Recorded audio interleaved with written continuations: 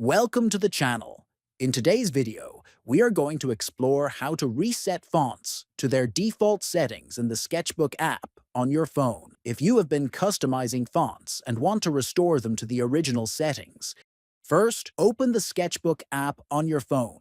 Next, look at the top left corner and tap on the three horizontal lines. Then, from the menu that appears, scroll down and tap on Preferences. Once you are in Preferences, continue scrolling until you see the Reset Fonts button.